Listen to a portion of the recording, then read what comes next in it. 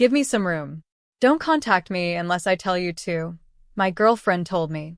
I said, okay then. Start with a dramatic, slightly incredulous tone, then shift to intense reflection. Can you even imagine being told by your girlfriend, flat out, don't ever contact me unless I say so? I said, okay. But what happened next was a calculated attempt to burn my life to the ground, only for her entire toxic game to blow up in her face in the most spectacular, satisfying way. Trust me, you need to hear this. Look, I know how that sounds on the surface, like there's no way it's the whole story. And you're right. So let me take you back to the beginning, before everything went completely sideways. My name's Nolan, I'm 29, and I'm a vet at a small animal clinic. Not glamorous, it scrubs, kennels, blood panels, but I love it. Animals don't do mind games. Celia and I had been together for about 9 months, and the first 4 were genuinely easy. The kind of relationship where you wake up and nothing feels heavy. She was a real estate agent, and we'd trade work stories, her sending me ridiculous client screenshots, me sending her the daily chaos from the clinic, a golden retriever offended by a routine checkup, a cat ruling the supply closet like a king. It was good. She even ordered for us on our first date, something that usually annoys me, but she nailed it. We talked for 3 hours straight. She mentioned her family back then, her mom Diane, her quiet dad Frank, and her younger sister Britt. Celia was the axis, the one everyone deferred to. Her plans became the plan. She said it like it was normal, and back then, I didn't question it. We saw each other 3 or 4 times a week. She started leaving things at my place. We shared locations for safety. It all felt natural. Then, around month 5, something shifted. Her replies got slower, hours instead of minutes. Plans evaporated. She'd say she was tired, busy, with no alternative offered. I figured work was ramping up for her, so I backed off. But her social media told a different story. She'd tell me she was crashing on a Thursday night, and then I'd see posts from that same evening, out with friends, laughing. Like nothing was wrong. The first time, I gave her the benefit of the doubt. Plans change. The second time? Same thing. By the third, I was paying attention. When I finally brought it up, gently, not accusing, just a quiet, hey, what's going on? She snapped. Said I was monitoring her, like she owed me a report. Said I was controlling for even noticing. That reaction hit harder than the lying, honestly. Because she made me feel like the problem for paying attention, not her for being dishonest. That should have been my first real warning sign. The Celia from those first 4 months, the one who made me feel like I actually mattered? She started disappearing so gradually, I didn't even notice until she was mostly gone. And it wasn't temporary. About 6 weeks before everything went completely sideways for real, I was getting ready for a Friday night. I had plans with my boys, Gavin, Leo, and Rory. We'd been trying to lock down a night for weeks, schedules just never lining up. Finally, it was happening. Simple night at Leo's place. Food, board games, catching up. Nothing crazy. Celia had shown up at my apartment earlier that afternoon, unannounced. She had a key by then. She came in, kicked off her shoes, grabbed some leftover chicken from my fridge, and settled onto my couch like she lived there. Feet up, phone plugged in, scrolling, eating cold chicken straight out of the container. I was grabbing my jacket when I mentioned it. Hey, boys' night tonight. Should be back late. Don't wait up. She looked up from her phone. That's tonight? Yeah, been planned for a couple weeks. And then she said it, calm as anything. Can't you just cancel?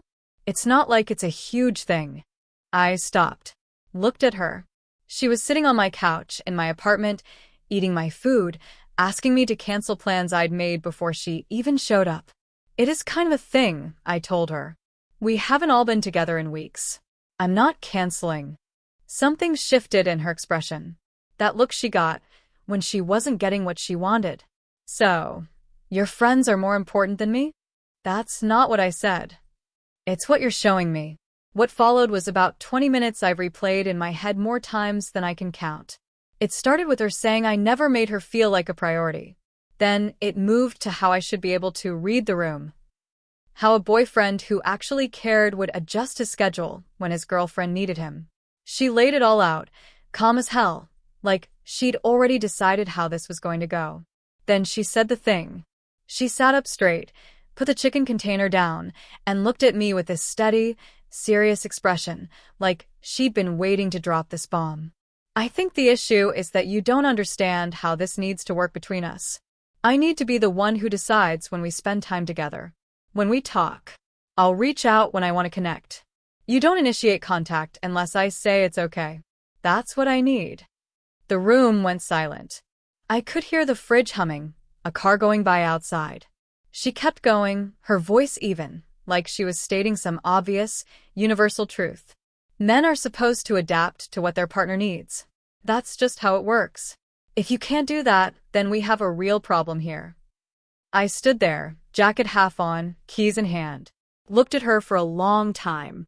Didn't argue. Didn't ask why. Didn't tell her that was insane or unfair or controlling. I just let it sit there in a room between us. Arguing wouldn't fix this. I stopped negotiating with someone who'd already decided. Was it a message? Yeah. I'm not available for this. Okay, I said. That's it. Just, okay. She looked almost surprised I didn't push back. Then she relaxed, like she'd just closed a deal. Good. I think that's going to make things a lot better for both of us. I nodded, grabbed my keys, walked out the door without another word, and drove to Leo's place. I didn't think about it the whole night. Laughed at Rory's jokes. Gave Gavin grief about his board game strategy. Ate the pizza. But somewhere under all of that, something had locked into place in my head. She just handed me a rulebook and acted like it was totally normal. And I decided then and there I was going to follow every single one of them. To the letter. Sunday morning, before I did anything else, I pulled up our messages and typed one line.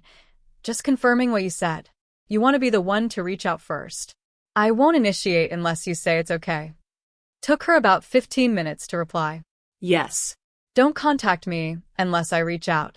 There it was. Her rules. Her words. In writing. I screenshotted it, saved it, and moved on. Monday morning, before I even left my apartment, I sat on the edge of my bed and went through my phone like I was doing maintenance. Read receipts off. Last seen off. Muted Celia completely. No alerts, no banners.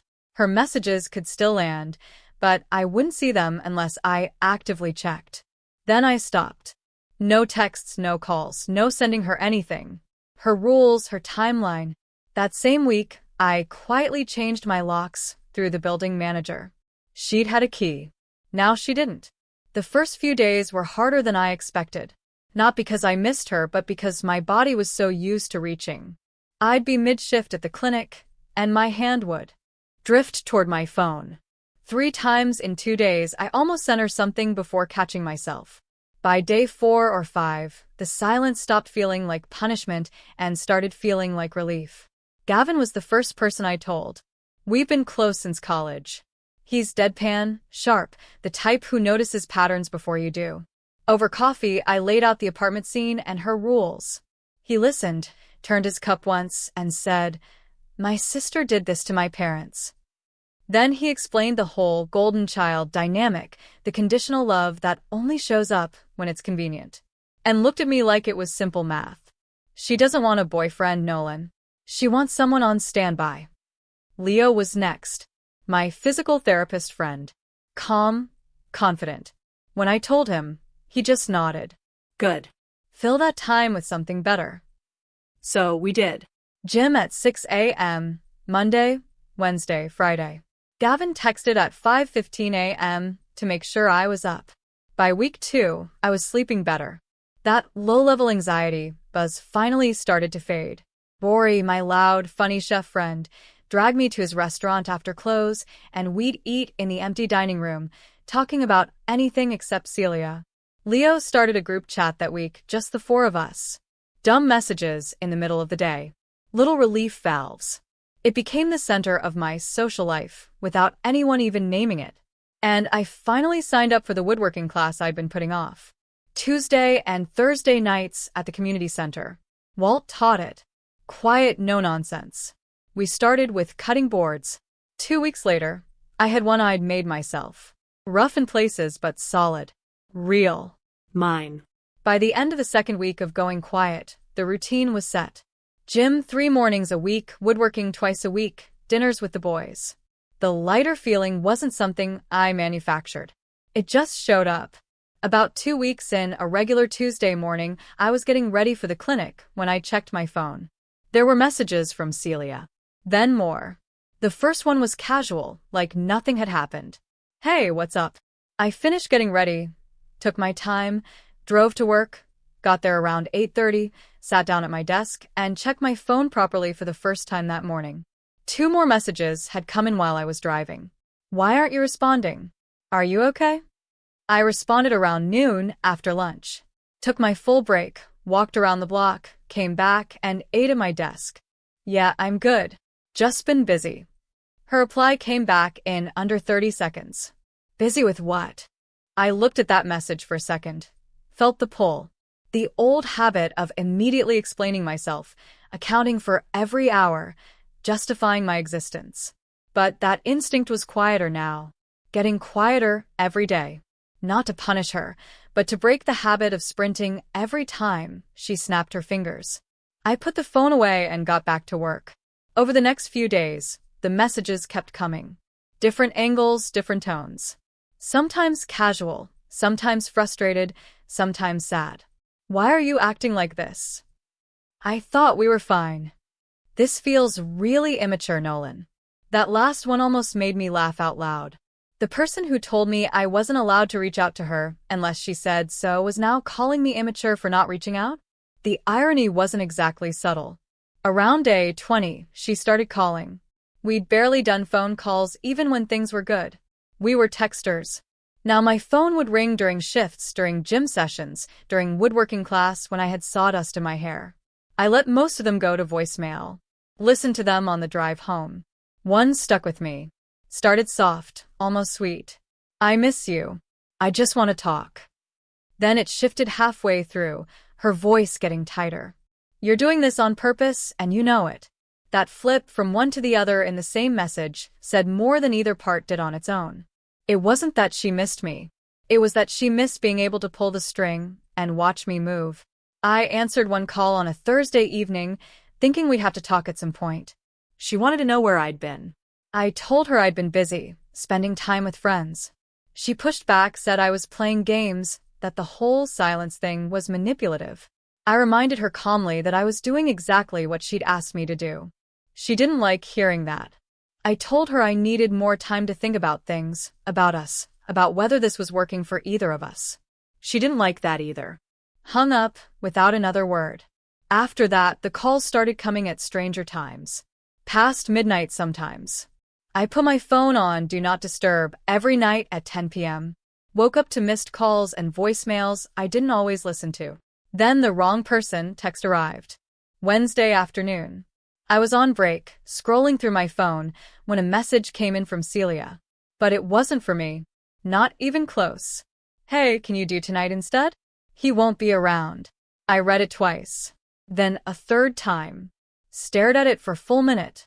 No follow-up. No, sorry, wrong person. No explanation. Just the message sitting there. I didn't confront her about it. Didn't ask what it meant. Didn't say a word.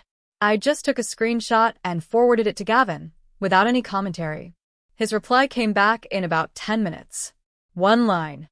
Add it to the folder. The folder. It started as a notes app page.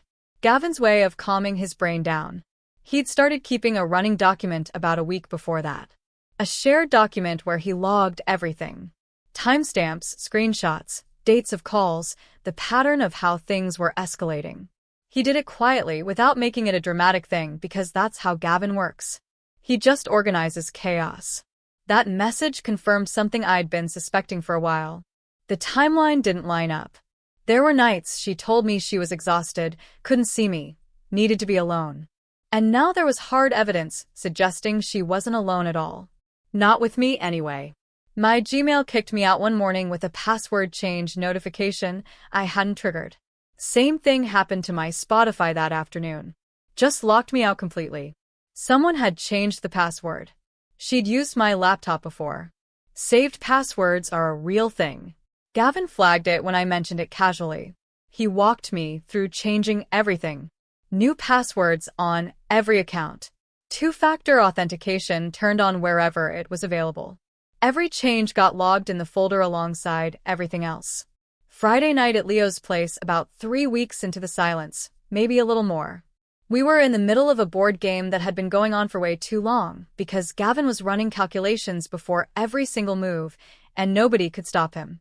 Rory had brought leftovers from the restaurant, some absurd pasta thing, and we were eating off paper plates like the sophisticated adults we clearly were not. I was laughing. Real laughing. The kind where your face hurts, and you can't stop even when you want to. Hadn't done that in weeks. Hadn't even realized how much I'd missed it until it was happening. Around 10 p.m., the doorbell rang. Leo's place has one of those video doorbell setups. Rory, being closest to the screen, pulled it up on his phone. The four of us looked at it together. Celia, standing there at the door, arms crossed, staring directly into the camera like she knew we were watching. She'd had access to my location history for months when we were together. She knew where I spent time. Leo's place was one of those spots. Nobody moved for a second. Then Rory grabbed his phone and hit the mic. Sorry, no deliveries after 9. Try the neighbors. Celia's expression didn't change. I need to talk to Nolan. Is he there? Rory glanced at me. I shook my head from the couch. Didn't stand up. Didn't move toward the door. Didn't engage with it at all. Rory leaned back into the mic. Nobody here by that name. Have you checked the yellow pages? She stared at the camera for about 5 seconds, then turned and walked away without another word. Rory saved the footage. Nobody asked him to. He just did it. Posted it to the group chat. The next message came from Gavin. Respectfully, no. Then Leo logged it. Then Rory again. She said, don't contact her. We're honoring her healing journey. The concern move came next, and it escalated faster than I expected. Celia texted Paula, a mutual friend from college, saying she was worried about me, that I wasn't returning calls and she was scared something might have happened. Paula came straight to me, texted me directly to check in. I told her I was fine, just taking some time. She said okay and didn't push. But the move itself told me everything I needed to know. Celia wasn't just trying to reach me anymore. She was trying to gather information about what I was doing, who I was with, through other people. 2 days after that, she filed a wellness check. Monday morning, I was lacing up my shoes, about to head to the clinic, when there was a knock at my door. 2 officers, polite, professional, nothing aggressive about it, said they'd gotten a call about a welfare check on my address. Someone had reported they were concerned about my well-being. I told them I was fine, showed them I was literally about to go to work, asked if they could tell me who'd made the call. They couldn't. That's not how it works. I thanked them, closed the door, and stood there for about 30 seconds, just breathing. Then I sent a message to my building manager, flagged that 2 officers had come by on a welfare check that morning, that it was a false alarm filed by someone without my knowledge, and asked if I should file a formal report. She said yes. I did. Documented the date, the time, the officers' names. Forwarded everything to Gavin. The workplace package came about a week after that. I was in the middle of a busy shift, post-surgery checkups, when June, who works the front desk, came back and handed me a small gift box with a ribbon on it. Said there was no return name, but a card attached. I took it to the break room and opened it alone. A personalized keychain and a 2-page handwritten letter. Half apology, half accusation. The kind of thing designed to make you feel guilty just by reading it. I read it once, photographed both pages, put the keychain back in the box, and emailed my clinic manager a short note. Someone had sent a personal package to the office. It was handled. Just a heads up in case anything else came through. She replied within the hour. I've warned the clinic front desk not to give out info or accept anything from her again. No drama at work. That was the priority. The porch gifts started showing up after that. First one was flowers. A small bouquet left outside my apartment door with a note about how she was thinking of me. My building lobby is supposed to be secured, but people tailgate in constantly. I took a photo, brought them inside, tossed them, told the boys about it that evening. Rory said it was romantic in a slightly unhinged kind of way. Leo said to document it. Second delivery, 2 days later, chocolates with another card. Third one was a stuffed animal with a note that referenced a specific, private conversation we'd had months ago, almost word for word. A throwaway line I barely remembered saying. The fact that she'd held on to it, remembered it exactly word for word. That detail changed the whole feeling of what was happening. It wasn't affection anymore. It was surveillance. Rory was the first to say it.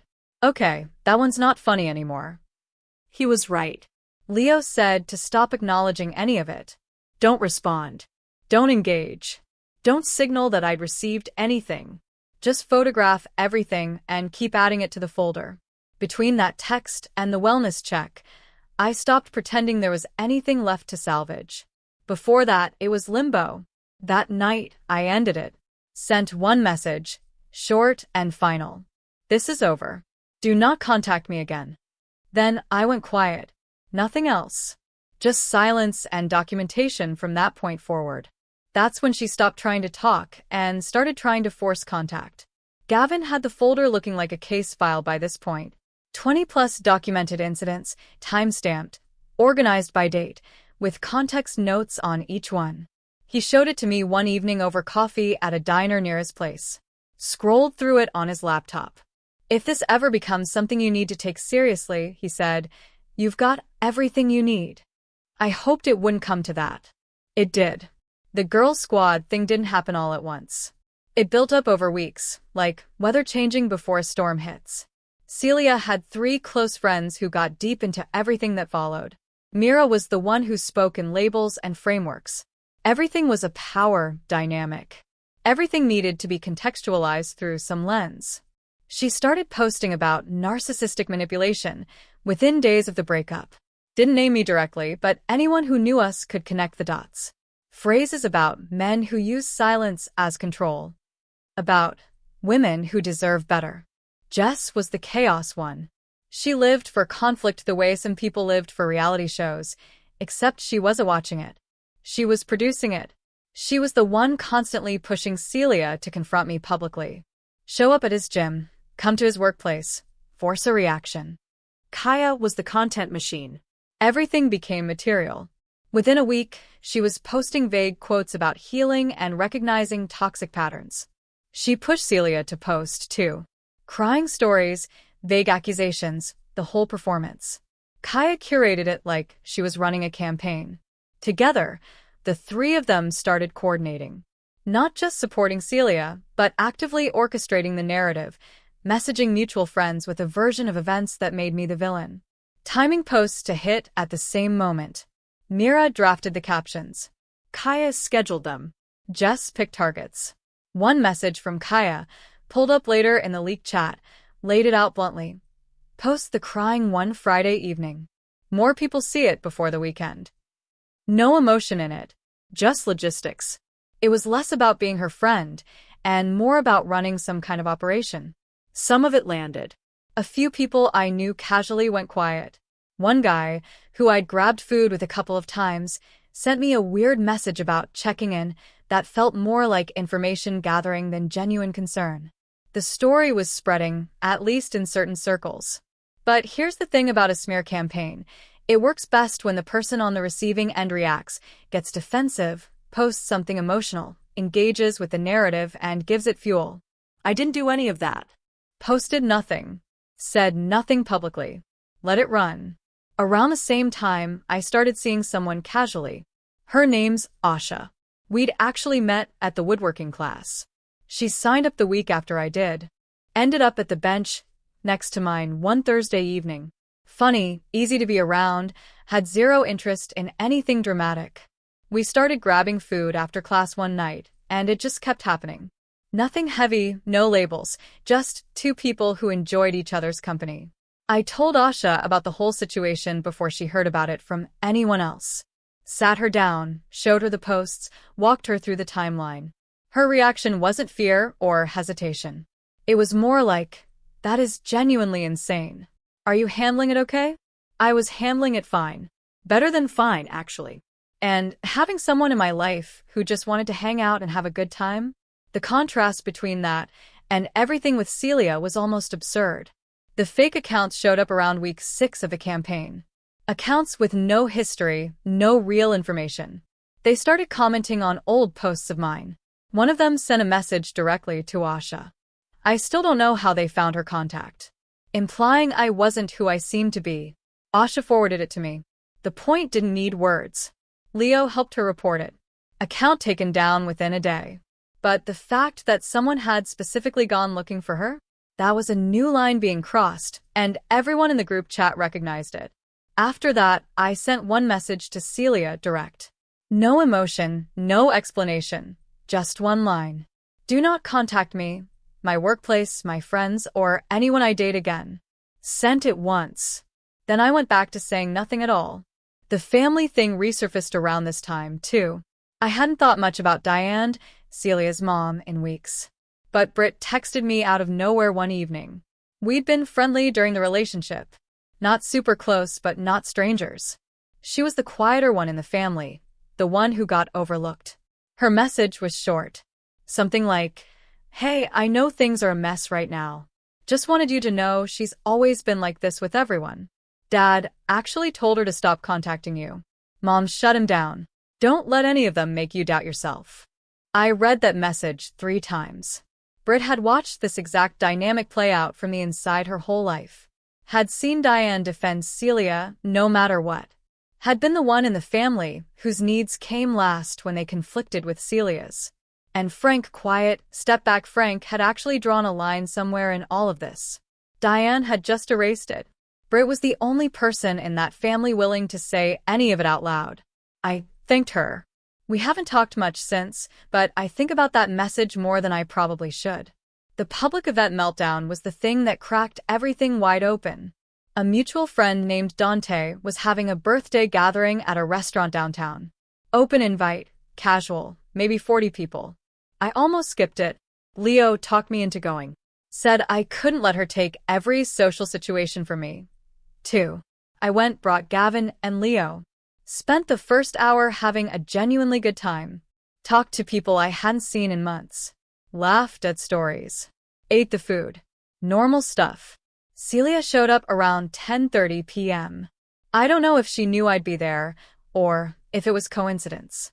Doesn't matter. What happened next does. She spotted me across the room. I saw her see me. Something in her expression changed.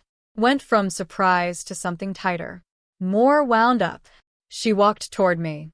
Her girlfriends weren't with her. She'd come alone. The room was loud enough that most people didn't notice at first, but when she got close enough, her voice cut through. We need to talk right now. Tonight. You can't keep doing this to me. I didn't raise my voice. Didn't move from where I was standing. Just looked at her. I don't want to do this here, Celia. She didn't care. Started talking louder about how I was manipulating her. About how I was ignoring her on purpose to make her look crazy. About how everyone could see what I was really doing. The volume kept climbing. People started turning around. Leo appeared at my side like he'd materialized from thin air.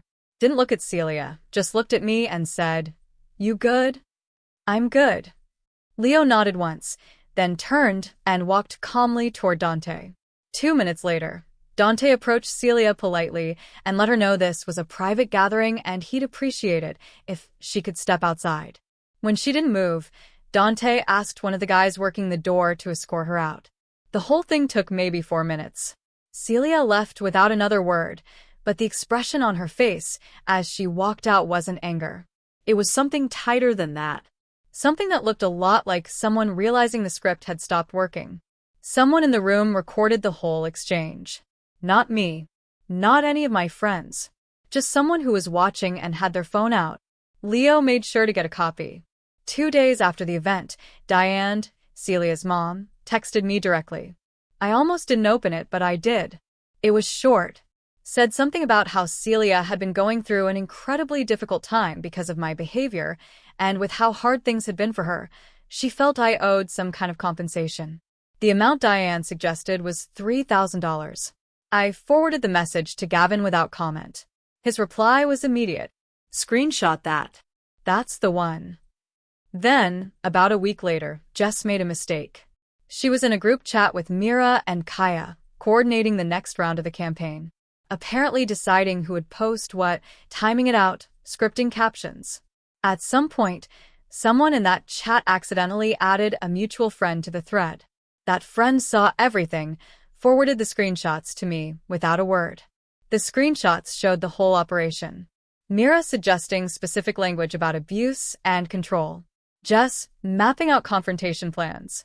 Kaya organizing post timing across platforms. And in the middle of it all, Jess wrote something that stopped me cold. He wasn't supposed to find out about the other guy until after she'd already ended things with him. Anyway, There it was, confirmed in writing by one of the people running the campaign. Gavin added everything to the folder.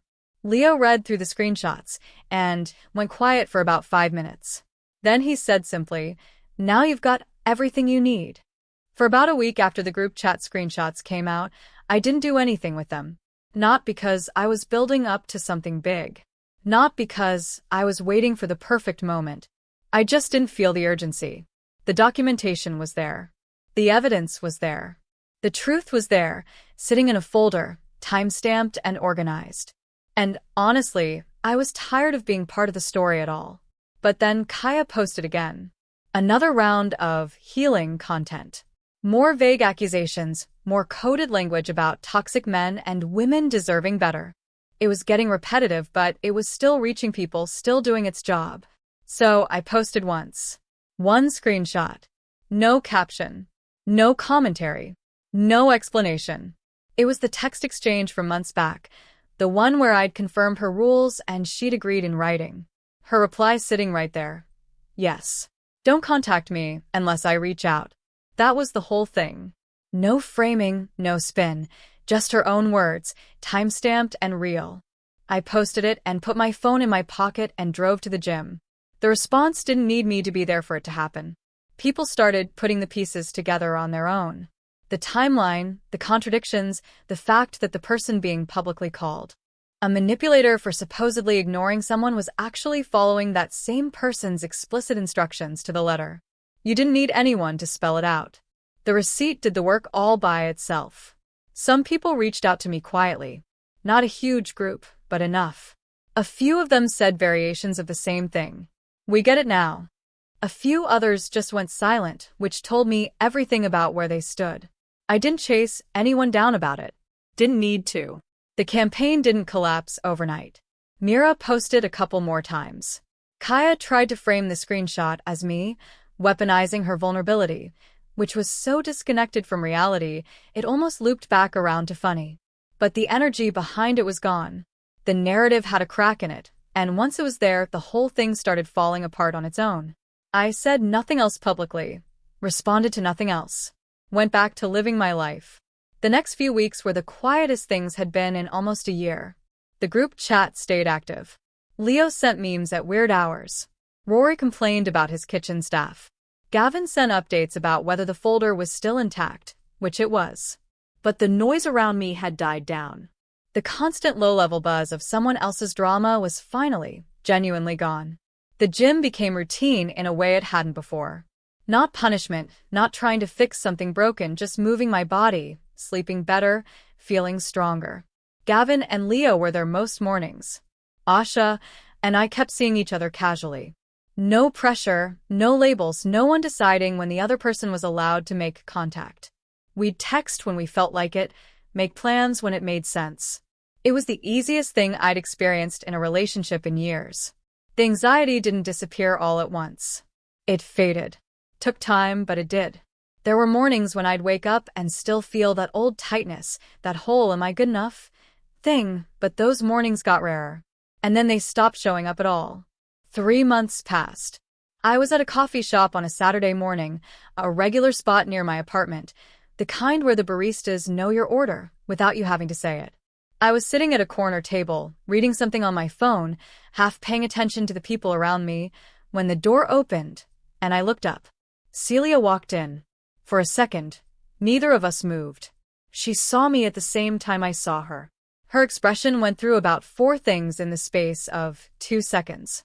Surprise, Something close to embarrassment, then something harder to read, something that looked like resolve. She walked over to my table, didn't sit down, just stood there, hands at her sides, looking at me in a way that felt different from how she used to look at me. Less like she was calculating something, more like she was just there. "Can we talk?" Her voice was quieter than I remembered. Steadier, less like she was putting on a show, and more like she'd finally run out of things to say. I looked up at her. Didn't stand. Didn't smile. Didn't look away either. Just held her gaze and waited. "I've been doing a lot of thinking about what happened between us," she said, her voice staying low. "About how I handled things. I know I wasn't fair to you. I know the way I set things up, the way I needed everything on my terms. I know how that looks now." The coffee shop was quiet around us. Someone at the counter was ordering. The espresso machine hissed. A door closed somewhere in the back. Normal sounds. Normal morning. She paused, shifted her weight. "I'm not asking for anything. I just thought. I don't know.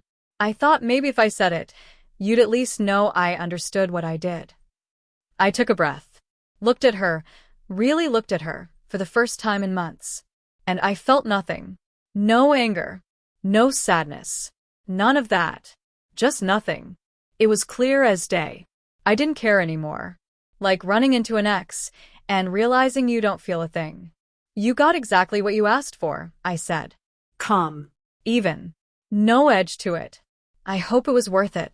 She held my eyes for a second. Something shifted in her expression, something I couldn't quite read. She nodded once. Then she turned and walked back toward the door. Paused for half a second with her hand on it.